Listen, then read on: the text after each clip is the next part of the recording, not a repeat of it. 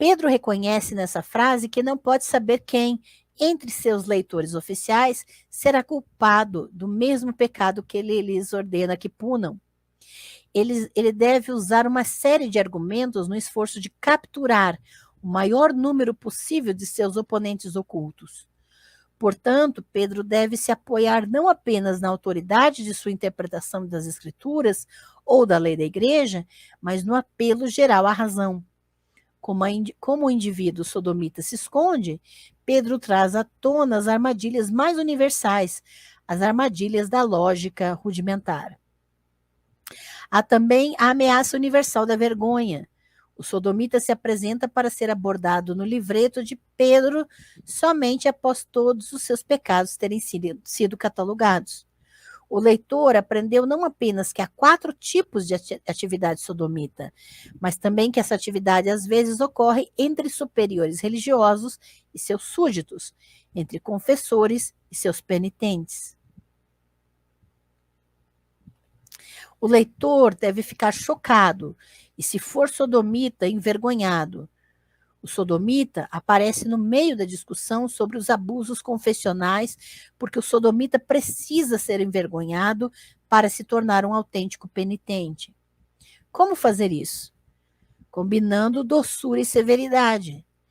Veja que como mostrar todo um problema, que ele considera um problema, e trazer toda uma condenação sobre um grupo, e fazer com que a pessoa se delate, diga, eu faço isso, eu sou isso.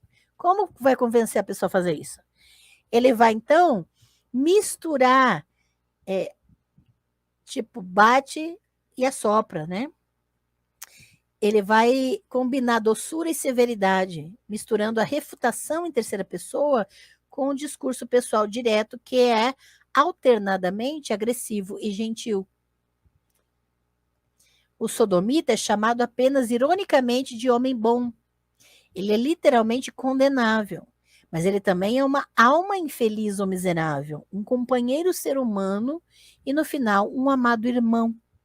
O ciclo de discurso tenta dar a volta por cima do sodomita para o arrependimento, mesmo quando o arrependimento exige que ele renuncie a seu cargo e suas ordens. Os apelos mais coloridos de Pedro ao arrependimento retratam os horrores da sodomia e as bênçãos da castidade. A tirania da rainha mais pestilenta dos sodomitas é desenhada em uma fileira de antíteses. Ela humilha a igreja, condena no tribunal, surge em segredo, desonra em público, mastiga a consciência como vermes, consome a carne como fogo. O sodomita quer satisfazer seu prazer, mas teme estar entre os outros, sair em público, ser conhecido pelos homens. Essa rainha, na realidade, é uma serpente venenosa que destrói os poderes da alma, uma doença mortal que acaba desfazendo cada uma das virtudes, tanto as teológicas quanto as cardeais.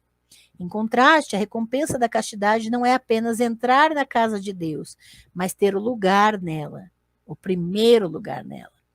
A perspectiva desse prêmio exaltado deve ser mantida sempre diante dos olhos, deve ser revolvida na mente. Ela deve ser sempre contrastada com a vida infernal de ocultação, daquilo que o leitor moderno deve chamar de o armário. Pedro sabe muito bem que esse vício exige, especialmente nos círculos clericais, uma vida inteira de engano e disfarce.